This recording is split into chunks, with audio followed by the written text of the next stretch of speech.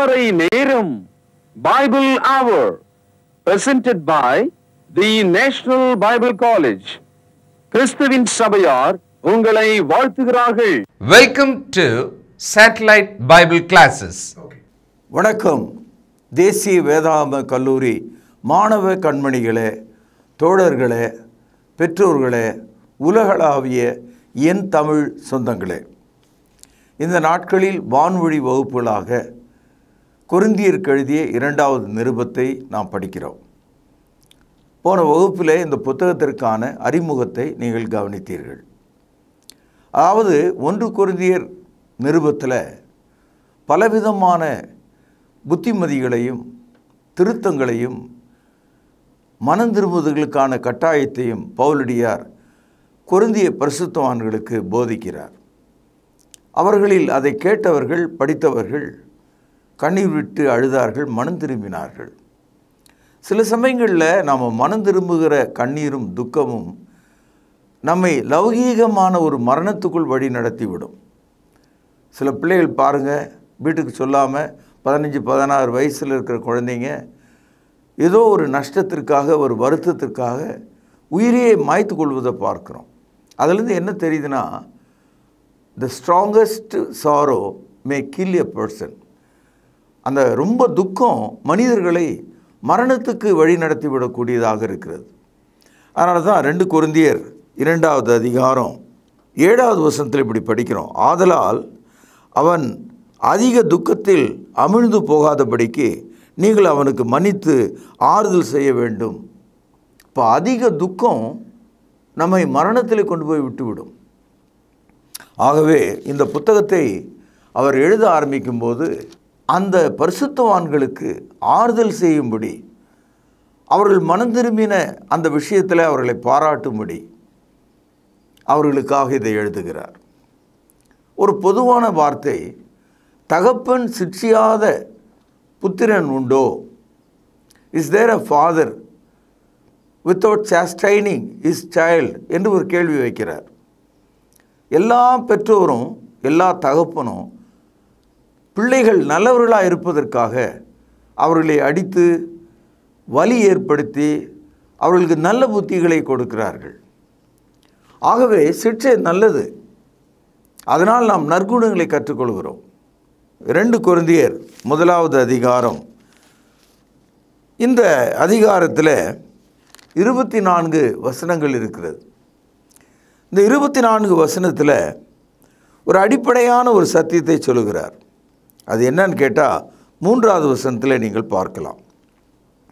நமது கர்த்தராகிய இயேசு கிறிஸ்துவின் பிதாவாகிய தேவனும், கவனிங்கள், இரக்கங்களின் பிதாவும் சகலவிதமான ஆறுதலின் தேவனுமாக இருக்கிறவருக்கு ஸ்தோத்திரம் உண்டாவதாக.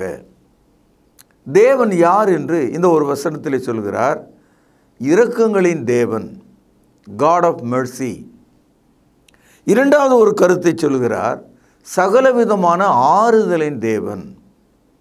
மனித மனமும் மனித உடலும் இந்த உலகத்தில் ஆறுதலுக்காக இயங்குகிறது.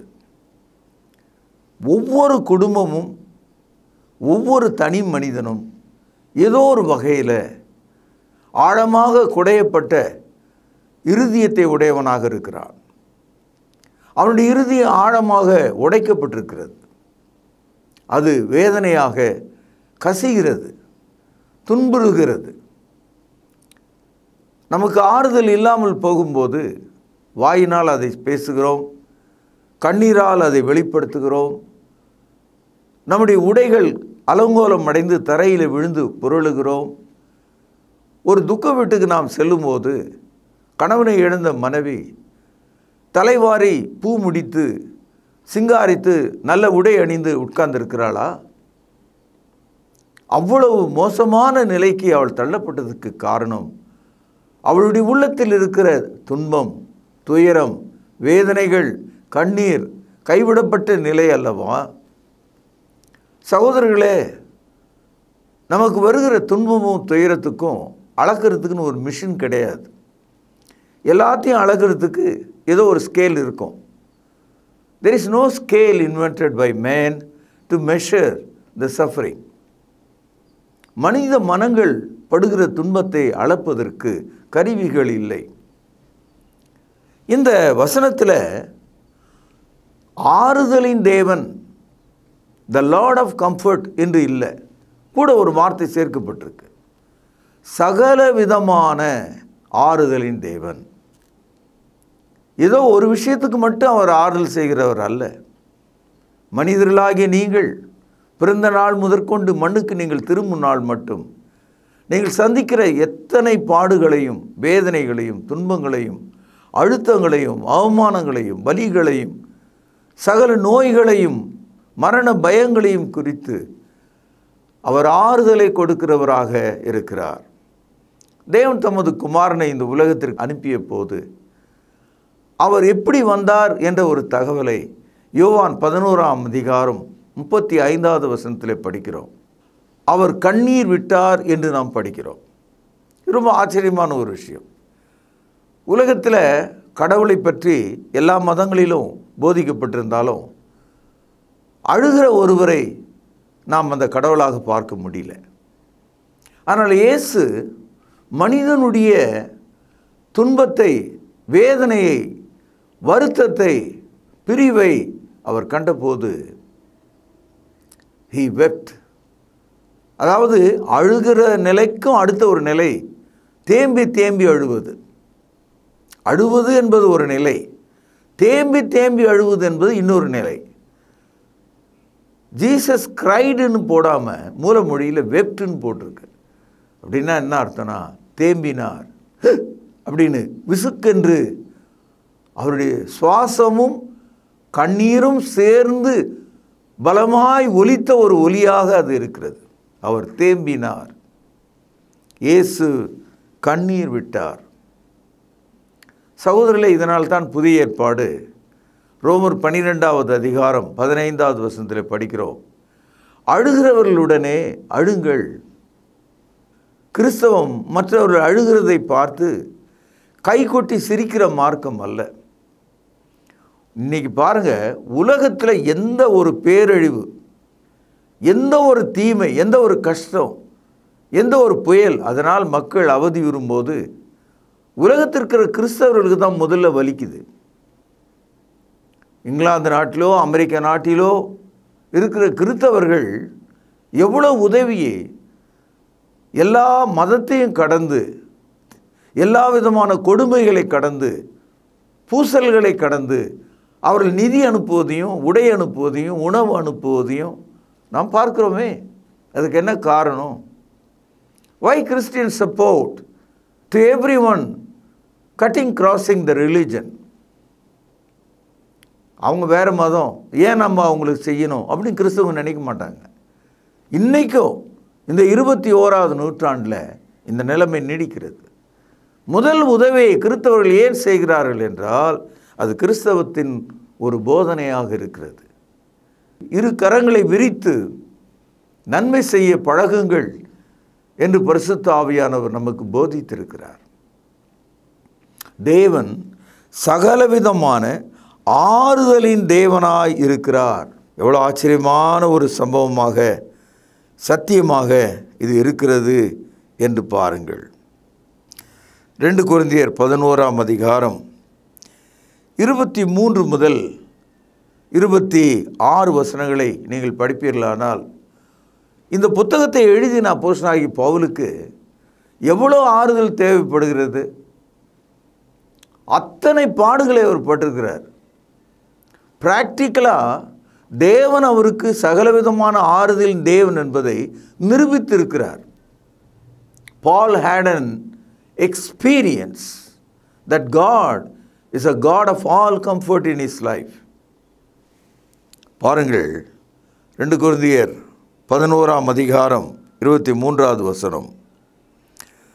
நான் அதிகமாய் பிரயாசப்பட்டவன், அதிகமாய் அடிப்பட்டவன், அதிகமாய் காவலில் வைக்கப்பட்டவன், அநேக தரம் மரண அவஸ்தையில் அகப்பட்டவன், யூதர்களால் 1 கொரிய 40 அடியாக 5 தரம் அடிப்பட்டேன், 3 தரம் மிலாறுகளால் அடிப்பட்டேன், 1 தரம் கல்லெறியுண்டேன், 3 தரம் கப்பர் சேதத்தில் இருந்தேன், கடலிலே ஒரு ராப்பகல் முழுவதும் போக்கினேன், அநேக தரம் பிரயாணம் பண்ணினேன், ஆறுகளால் வந்த மோசங்களிலும், கள்ளலால் வந்த மோசங்களிலும், என் சுயஜனத்தால் வந்த மோசங்களிலும், அந்நிய ஜனங்களால் வந்த மோசங்களிலும், பட்டணங்களில் உண்டான மோசங்களிலும், வனாந்தரத்திலே உண்டான மோசங்களிலும், சமுத்திரத்திலே உண்டான மோசங்களிலும், கள்ள சகோதரர்களால் உண்டான மோசங்களிலும், பிரயாசத்திலும் வருத்தத்திலும், அநேக முறை கண் விழிப்புகளிலும், பசியிலும் தாகத்திலும், அநேக முறை உபவாசங்களிலும், குளிரிலும், நிர்வாணத்திலும் இருந்தேன்.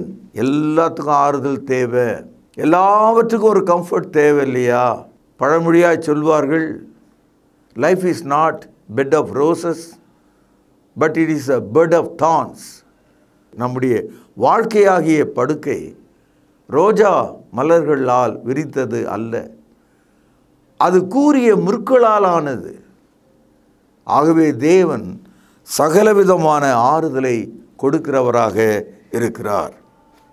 பழைய ஏற்பாட்டு காலத்தில் பல பரிசுத்தவான்களுடைய வாழ்க்கையை குறித்து நாம் படிக்கிறோம். உதாரணமாக யோசேப்பை குறித்து படிக்கும்போது அவனுடைய சொந்த சகோதரர்கள் அவனை கொலை செய்ய விரும்பி முடிவிலே குழியிலே போட்டு கடைசியிலே அவனை மீதியானவருடைய கரத்திலே விற்றுவிட்டார்கள். சொந்த சகோதரர்கள் தகப்பனிடத்தில் வந்து, உங்களுடைய மகனும் எங்கள் சகோதரனுமாகிய யோசேப்பை ஏதோ ஒரு மிருகம் கொன்று விட்டது என்று பொய் சொன்னார்கள். அதோடு யோசேப்பினுடைய வாழ்க்கை பிரிந்து போனது. சகோதரர்களே, நம்முடைய வாழ்க்கையில் இப்படிப்பட்டதான சூழல்கள் வந்திருக்கும். ஒரு கால் நீங்கள் உங்கள் வீட்டை விட்டு ஓடி இருக்கலாம். பல வருடங்களாக பெற்றோரை திரும்பி பார்க்க முடியாமல் தவிக்கலாம். தேவன் உங்களுக்கு ஆறுதலை கொடுக்கக்கூடியவர். அவர் உங்களை மீண்டும் ஒன்று சேர்க்கக்கூடியவர். யோபு என்ற ஒரு மனிதன் இருந்தான். அவன் கிழக்கு புத்திரர்களிலேயே அதிகமாக வசதி நிறைந்தவனாக இருந்தான். அவனுடைய கையில் 10 பிள்ளைகள் இருந்தாங்க. 7 குமாரரும் 3 குமாரத்திகளும் இருந்தாங்க. அவனுக்கு 7000 ஆடுகளும் 3000 ஒட்டகங்களும் 500 கழுதைகளும் 500 ஏர் மாடுகளும் இருந்தது. பல வீடுகள் இருந்தது. வேலைக்காரர்கள் இருந்தாங்க. அவனுக்கு வந்த ஒரு சோதனையில் 10 பிள்ளைகளும் ஒரே நாளில் இறந்தாங்க. எல்லா மிருக ஜீவனும் இறந்தது. பெரும்பாலியான வேலைக்காரர்கள் இறந்து போனாங்க. யோபு தன் முடியை சிரைத்து கொண்டு வஸ்திரத்தை கிழித்து விட்டு சாம்பலில் உட்கார்ந்தான். அவ்வளோ பெரிய துன்பம், அவ்வளோ பெரிய நஷ்டம். அவனுடைய வாயிலிருந்து வார்த்தை வெளிப்பட முடியாத சூழல். போதா குறைக்கு அவனுடைய மனைவி ஒரு வார்த்தை சொன்னாள். யோபு 2வது அதிகாரம் 9வது வசனத்தில், நீங்கள் ஏன் இன்னும் உத்தமத்தில் நிலைத்திருக்கிறீங்க? நீங்கள் தொழுது கொள்கிற அந்த தேவனை தூஷித்து செத்துப்போங்கள் என்று மனைவி சொன்னாள். அதை கேட்டபோது யோபுனுடைய இருதயம் வெடித்து விடும் போல இருந்தது. காரணம், யோபு நீதிமானாக இருந்தான். இத்தனை துன்பங்களுக்கு மத்தியிலே அவன் தேவனை தூஷிக்கவில்லை. கர்த்தர் கொடுத்தார், கர்த்தர் எடுத்துக்கொண்டார், அவருடைய நாமத்துக்கு ஸ்தோத்திரம் என்றுதான் அவன் சொன்னான். இப்பொழுது அவனுடைய மனைவி சொல்கிறாள், கர்ஸ் காட் அண்ட் டை. தேவனை தூஷித்து விட்டு செத்துப்போ என்று சொன்னாள். அவனுடைய இருதயம் என்ன ஆயிருக்கும் என்று எண்ணுங்கள். அவனுடைய நண்பர்கள் 3 பேர் அவனை காண்பதற்காக வந்தாங்க. யோபனுடைய நிலைமையை பார்த்துட்டு அந்த 3 பேரால் பேச முடியாமல் போயிற்று. அந்த துக்கம் பெரிதாக இருந்தது. அவன் உருக்குலைந்து போயிருந்தான். உச்சந்தலை முதற்கொண்டு உள்ளங்கால் மட்டும் பெரிய கொப்பளங்கள் அவனுடைய உடலில் தோன்றி சீழ் வடிந்தது. அவனுடைய உருவு மாறி இருந்தது. அடையாளம் தெரியாமல் இருந்தான். யோபு 2ஆம் அதிகாரம் 12வது வசனம், அவர்கள் தூரத்தில் வருகையில் தங்கள் கண்களை ஏறெடுத்து பார்த்தபோது அவனை உரு தெரியாமல் சத்தமிட்டு அழுது அவரவர் தங்கள் சால்வையை கிழித்து வானத்தை பார்த்து தங்கள் தலையின் மேல் புழுதியை தூற்றி கொண்டு வந்து அவன் துக்கம் மகா கொடிய துக்கம் என்று கண்டு ஒருவரும் அவனோடு ஒரு வார்த்தையும் பேசாமல் இரவு பகல் 7 நாள் அவனோடு கூட தரையிலே உட்கார்ந்தார்கள். அதாவது ஆறுதல் சொல்ல வந்தவர்கள் ஆறுதல் அற்றவர்களாக வார்த்தை பேச முடியாமல் மண்ணை வாரி தலையிலே போட்டுக்கொண்டு யோபுக்கு சற்று தூரத்திலே அவர்கள் உட்கார்ந்தார்கள். அவர்களால் பேச முடியல. ஒரு நாள் அல்ல, 7 நாள். என் அன்பு சகோதரர்களே, மனிதர்களுக்கு துக்கம் எப்படி வருகிறது, துயரங்கள் எப்படி வருகிறது, அவமானங்கள் எப்படி வருகிறது. நல்ல ஒரு பெண், ஒரு அற்புதமான ஒரு தாய், ஒரு நல்ல மனைவி, வேசி, விபச்சாரி என்று வாய்க்கு வந்த மாதிரி இல்லாத பொல்லாதவைகளை ஊரெல்லாம் சொல்லி அவமானப்படுத்துகிற ஒரு சமுதாயத்தில் நாம் வாழ்கிறோம். அப்படிப்பட்ட பெண் தூக்கிட்டு சாகலாமா என்று யோசிக்கிறாள். அப்படிப்பட்ட பெண் தன்னுடைய முகத்தை மறைத்து சமுதாயத்தை விட்டு விலகி ஓடுகிறாள். காரணம், இருதயத்தில் ஏற்படும் அவமானங்கள் அது வெட்டு காயங்களாக இருக்கிறது.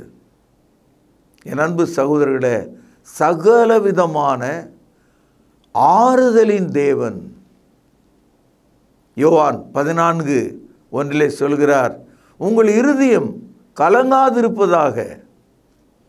யோவான் 14:18 சொல்கிறார், நான் உங்களை திக்கற்றவர்களாக விடேன். மத்தேயு 11:28 வாசிக்கிறோம், வருத்தப்பட்டு பாரம் சுமக்கிறவர்களே, நீங்கள் எல்லாரும் இடத்தில் வாருங்கள், நான் உங்களுக்கு இளைப்பாறுதல் தருவேன். சகல விதமான ஆறுதலின் தேவன். என் அன்பு சகோதரனே, just think for a moment. We serve a God, we worship a God who is a God of all comfort. ஒரு தாய் தன் குழந்தையை தேற்றுவது போல அவர் உங்களை தேற்றுகிறவராயிருக்கிறார். 2 கொரிந்தியர் 1:9-10 நாங்கள் எங்கள் மேல் நம்பிக்கையாயிராமல் மரித்தோரை எழுப்புகிற தேவன் மேல் நம்பிக்கை உள்ளவர்களாய் இருக்கத்தக்கதாக மரணம் வருமென்று நாங்கள் எங்களுக்குள்ளே நிச்சயித்திருந்தோம். சகலவிதமான ஆறுதலை பெறுகிற மக்கள் மரணத்தை எதிர்நோக்குகிறார்கள். ஆனால் மரணத்திலிருந்து நம்மை காப்பாற்றக்கூடிய தேவன் ஒருவர் உண்டு. அவர் மேல் நாம் நம்பிக்கையாக இருக்க வேண்டும். We expect death, but still God is greater than our death. He is mightier than death. நம்முடைய மரணத்தை விட அதிக வல்லமையுடையவராக தேவன் இருக்கிறார். ஆகவே நாம் அவரிடத்திலே நம்பிக்கையாக இருக்க வேண்டும். மனிதர்களுடைய வாழ்க்கையில் ஒரு கிராமர், ஒரு இலக்கணம் இருக்கிறது. நேற்று, இன்று, நாளை. Yesterday, today and tomorrow. Yesterday அதாவது நேற்று என்று சொன்னால் அது கடந்த காலம். இன்று என்று சொன்னால் அது நிகழ்காலம். நாளை என்று சொன்னால் அது எதிர்காலம். தேவன் சகலவிதமான ஆறுதலை கொடுக்கிறாரே.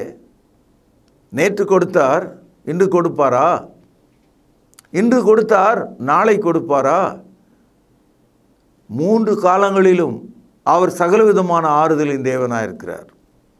For God is nothing past tense and present tense and future tense. அதனால தான் எபிரேயர் 13:8 படிக்கிறோம், இயேசு கிறிஸ்து நேற்றும் இன்றும் என்றும் மாறாதவராயிருக்கிறார். Jesus Christ is the same yesterday, today and forever. பாருங்கள், 2 கொரிந்தியர் 1:10 அப்படிப்பட்ட மரணத்தினின்றும் அவர் எங்களை தப்புவித்தார். தப்புவித்தார் என்பது கடந்த காலம். இப்பொழுதும் தப்புவிக்கிறார், அது நிகழ்காலம். இன்னும் தப்புவிப்பார் என்று அவரை நம்பியிருக்கிறோம், அது எதிர்காலம். ஆகவே என்ன சொல்றார்? நல்ல பாருங்க, மரணத்தினின்று தப்புவித்தார், இப்பொழுது தப்புவிக்கிறார், இன்னும் எதிர்காலத்திலே தப்புவிப்பார். இப்படிப்பட்டவர் நம்முடைய ஆறுதலின் தேவனாக இருக்கிறார். சகோதரர்களே, வாழ்க்கையில் மனிதர்கள் ரொம்ப தந்திரமான ஆட்கள். அதே மாதிரி தான் மதங்களும். நீங்கள் மதத்தில் பார்த்தீங்கன்னா விசுவாசத்துக்குரிய, அறிவுக்குரிய ஒரு பதில் இருக்காது. எல்லாம் சூட்சும பதில்கள், தத்துவ பதில்கள், மனிதனை குழப்புற பதில்களை தான் எல்லா மதங்களும் கொடுக்குது. என் அன்பு சகோதரர்களே, நம்ம பைபிள் எடுத்து படிக்கும்போது தேவன் ஒருத்தர் பிடிக்கிறவர் கிடையாது. நான் சொல்கிறது உங்களுக்கு விளங்குமா? நீங்கள் விளங்கணும். அதை அதாவது கடவுள் 2 விரலை காட்டி அதுதான் ஒன்று தொடு அப்படின்னு சொல்கிறவர் இல்லை. கடவுள்கிட்ட எப்போவுமே எஸ் நோன்றது கேம் கிடையாது. ஆம் இல்லை என்று சொல்லி நம்மை குழப்புகிறவரா இல்லை. நான் சொன்னது விளங்குச்சா உங்களுக்கு? எல்லா மதங்கள்லையும் மனிதனை கடவுள் முட்டாளாக்கினே இருப்பான். எடாகூடம் பிடிச்ச கேள்விகளை கேட்டு மனிதனை பைத்தியம் பிடிக்க வச்சு துரத்தி விட்டுருவார். ஆனால் பைபிள் இருக்கிற தேவன் மனிதன் அப்படி செய்கிறது கிடையாது. God never play with man, never fool man. God never speaks philosophy. He speaks only the truth. சத்தியத்தை தான் அவர் பேசுவார் தவிர சத்தியத்திற்கான ஒரு தத்துவத்தை பேசுகிறவர் அல்ல. அதனால தான் உங்களுக்கு சொன்னேன், கடவுள் ஒத்தரட்டை பிடிக்கிறவர் கிடையாது. ஆம் என்றால் ஆம், இல்லை என்றால் இல்லை, அப்படி பேசுகிறவர். நம்ம ஊரில் ஒரு பழைய முதல் மந்திரி இருந்தார், ரொம்ப நல்ல மனிதன். அவர் ஒரு புத்திசாலித்தனமான வார்த்தையை பயன்படுத்துவார். ஏன்னா அவரை பார்த்து ஏதாவது ஒரு கேள்வியை கேட்டாங்கன்னா உங்களுக்கு தெரிஞ்சிடும். நான் சொன்ன உடனே ஆகட்டும் பார்க்கலாம் என்று சொல்லுவார். அவர் ஆகட்டும் பார்க்கலாம், அதாவது செய்வேன் செய்ய மாட்டேன் என்றே சொல்ல மாட்டார், ரெண்டுத்துக்கு நடுவில் சொல்லுவார் அவர். ஆகட்டும் பார்க்கலாம். ஆனால் அது கூட ஒரு நல்ல பதில் தான். அந்த மனிதன் சொல்லியே ஒரு பெரிய முதலமைச்சராக தமிழ்நாடு முழுவதும் அறிந்தவராக இருந்தார். அது உங்களுக்கு தெரியும். ஆனால் இயேசு கிறிஸ்துவினிடத்தில் நீங்கள் வரும்போது ஆகட்டும் பார்க்கலாம், அவர் எந்த ஒரு சூழ்நிலையிலும் அந்த மாதிரியான ஒரு இன்பிட்வீன் ஆன்சர்ஸ் கொடுத்ததே கிடையாது. நான் வருகிறேன் என அவர் வருவார், நான் அவனை எழுப்புகிறேன் என்று சொன்னால் அவனை எழுப்புவார். அவர் சொன்னதை செய்கிறவராக வந்தார். அதனால தான் அவரால் சொல்ல முடிஞ்சது, சத்தியத்தையும் அறிவீர்கள், சத்தியம் உங்களை விடுதலையாக்கும். யோவான் 8:32. 2 கொரிந்தியர் 1 என்னாலும் சில்வானாலும் தீமோத்தேயினாலும் உங்களுக்குள்ளே பிரசங்கிக்கப்பட்ட தேவகுமாரனாகிய இயேசு கிறிஸ்துவும் ஆம் என்றும் அல்ல என்றும் இராமல், கவனிங்க, ஆம் என்றே இருக்கிறார். புரிஞ்சுதா உங்களுக்கு? எஸ் நோன்னு அவர் பேசுறது இல்லையா, எஸ் ஒன்லி. ஆம் இல்லை என்று உங்களை குழப்பாம, ஆம், கடவுள் சொன்ன வார்த்தை அப்படிதான். அதனால தான் தேவனால் உண்டாக்கப்பட்ட சூரியன் அதே இடத்துல இருக்குது, சந்திரன் அங்கேயே இருக்குது, நட்சத்திரங்கள் அங்கேயே இருக்கிறது, இந்த உலகம் அப்படியே இருக்கிறது. தேவனுடைய வார்த்தையின்படி நடக்கிற மனிதர்களும் அப்படியே இருக்க வேண்டும். நான் உனக்கு ஆறுதல் கொடுக்கிறேன் என்று சொன்னவர் நமக்கு அவர் துக்கங்களை கொடுக்கிறவர் அல்ல. ஏனென்றால் அவர் மாறாதவர், அவருடைய வார்த்தைகள் மாறாமல் இருக்கிறது. ஆகவே இந்த ஒத்தரட்டை பிடிக்கிற காரியம், ஆம் இல்லைன்னு நம்ம குழப்புற வேலை அவர்கிட்ட கிடையாது.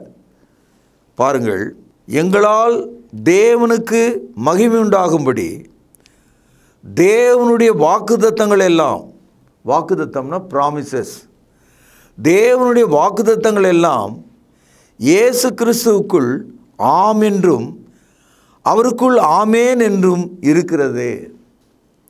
ஆமேன் என்பது ஒரு எபிரேய வார்த்தை, அது ஒரு ரிலீஜியஸ் வேர்டு, ஒரு பழைய ஏற்பாட்டு மத சார்பான ஒரு வார்த்தை. ஆமேன் என்பது ஒரு ஜெபத்தின் முடிவில் சொல்கிற ஒரு வார்த்தை. மனித மனம் சொல்கிறது கடவுளிடத்தில், இந்த ஜெபத்தின்படி நடங்கள், இந்த ஜெபத்தின்படி ஆக கடவுது, இந்த ஜெபத்தின்படியே நீங்கள் பதில் தாருங்கள். இதெல்லாம் சொல்கிறதுக்கு சுருக்கமாக ஒரே வார்த்தை AMEN இங்கிலீஷில், தமிழில் ஆ மே இன், அவ்வளோதான். ஆமேன் என்று சொன்னால் அப்படியே ஆக கடவுது என்று பொருள். அதாவது இயேசு கிறிஸ்துக்குள்ள ஆம் என்று அவருடைய வாக்குத்தத்தங்கள் இருக்கிறது. அதற்கு பிறகு அவர் மாற்றமே செய்யாதனால அதை நாம் ஆமேன் என்று சொல்லி வரவேற்கலாம் என்று சொல்லுகிறார். அதனால்தான் சபைகளில் பரிசுத்தவான்கள் ஒன்று கூடி தேவனை தொழுது கொள்ளும்போது அவர்கள் பல முறை ஆமேன் ஆமேன் என்று சொல்வதை நீங்கள் பார்க்கலாம். ஆகவே இயேசு கிறிஸ்துவுக்குள்ளே எல்லாம் ஆம் என்றும் ஆமேன் என்றும் இருக்கிறது. இந்த தேவன், பவுலடியார் ஜெபிக்கிறார், உங்களோடு கூட எங்களையும் கிறிஸ்துவுக்குள் ஸ்திரப்படுத்தி, 1 நம்மை அபிஷேகம் பண்ணினவர் தேவனே. ஆகவே நம்மை ஸ்திரப்படுத்தி நம்மை அபிஷேகம் பண்ணினவர் தேவன். ஒவ்வொரு கிறிஸ்தவரையும் பரிசுத்த ஆவினாலே தேவன் அபிஷேகம் பண்ணியிருக்கிறார். இந்த பைபிளில் இந்த அபிஷேகம் என்ற வார்த்தையை இந்த புதிய ஏற்பாட்டு சபையில் இருக்கிற மக்கள் இன்னும் புரிஞ்சுக்கல. நான் சொல்ல வந்தது என்னன்னா, அபிஷேகம் என்ற வார்த்தையை பேசாத கிறிஸ்தவர்கள்லாம் இருக்காங்க. I believe according to the New Testament that God anoint people by Spirit. தேவன் தமது ஆவினாலே தமது ஜனத்தை அவர் அபிஷேகம் பண்ணுகிறார். அவருடைய வார்த்தைக்கு நாம் ஞானஸ்தானத்தில் கீழ்ப்படியும் போது அவர் நம்மை அபிஷேகத்துக்குள்ளே கொண்டு வருகிறார். We believe in anointing. ஆகவே என் அன்பு சகோதரர்களே, நம்மை ஸ்திரப்படுத்துகிற தேவன் நம்மை அவர் அபிஷேகப்படுத்துகிறார். 22ஆம் வசனம், அவர் நம்மை முத்திரித்து நம்முடைய இருதயங்களில் ஆவியனும் அச்சாரத்தை கொடுத்திருக்கிறார். ஆகவே அன்பு சகோதரர்களே, இந்த காலையில் நாம் படித்த இந்த நற்செய்தி உங்கள் கவனத்தை கவரவும், சகல விதமான ஆறுதலின் தேவனாலே நீங்கள் ஆசீர்வதிக்கப்படவும் தேற்றப்படவும் ஜீவனுள்ள தேவனுடைய கரத்துக்கு உங்களை ஒப்பு கொடுக்கிறேன். மீண்டும் நாம் சந்திப்போம், பிரார்த்தனை செய்வோம். மகா பரிசுத்த நிறைந்த அன்பான தகப்பனே, சகலவிதமான ஆறுதலை நேற்றும் இன்றும் நாளையும் நீர் செய்கிறீர். உமது வாக்குத்தத்தங்கள் எல்லாம் ஆம் என்றும் ஆமேன் என்றும் இருக்கிறதுக்காக உம்மை துதிக்கிறேன். நீர் எங்களை ஆவினாலே அபிஷேகம் செய்து முத்திரித்து உமது பிள்ளைகளாக மாற்றினதுக்காக உம்மை தோத்திருக்கிறேன். இவர்கள் எல்லாவற்றையும் ஆண்டவர் இயேசுவின் நாமத்தில் ஜெபத்தை ஏறெடுக்கிறேன், ஜீவனுள்ள எங்கள் பிதாவே, ஆமேன். தொடர்பு கொள்ள வேண்டிய முகவரி: திருமறை நேரம், 58 சர்ச் தெரு, குமரன் நகர், சென்னை 6,82,000. செல்போன் 9385500882. கர்த்தாவே, தேவர்களில் உமக்குப்பானவர் யார்? வானத்திலும் பூமியிலும் உமக்குப்பானவர் யார்?